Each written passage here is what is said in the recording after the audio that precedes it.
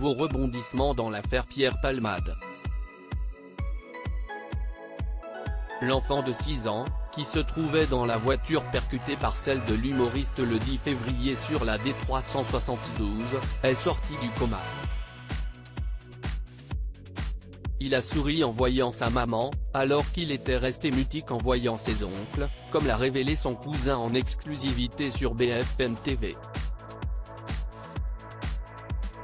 Avec la mâchoire cassée, il ne peut dire que des phrases courtes. Il a des difficultés à boire, à parler et à manger. Les dernières nouvelles à son sujet remontaient à mardi, lorsque l'avocat des victimes des familles Mourad Batik avait annoncé lors d'une conférence de presse que le petit garçon avait la mâchoire fracturée et qu'il était défiguré. Pour rappel, il avait subi plusieurs opérations après le choc, tout comme son papa, qui conduisait le véhicule en question.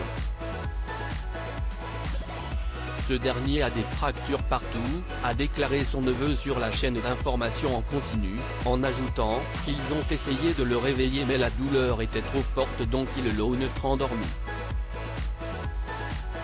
Dans cette Mégane Renault se trouvait également une femme de 27 ans, qui était enceinte et qui a malheureusement perdu son bébé à cause de cet accident.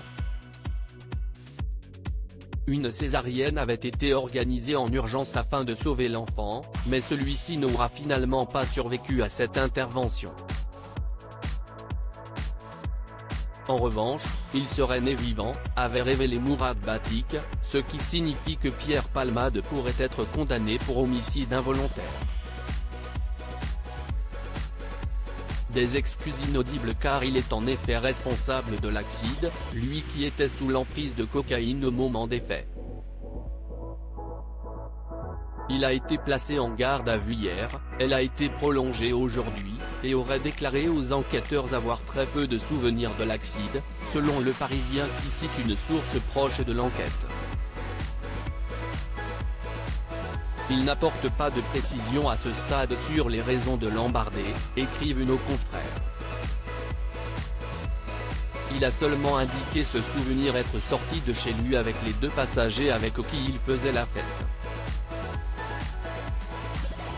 Mais s'il ne s'en souvient pas, il se dit désolé pour les victimes.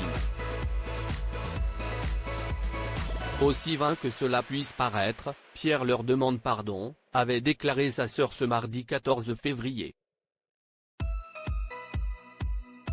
Des excuses toutefois qualifiées d'inaudibles par les proches des victimes.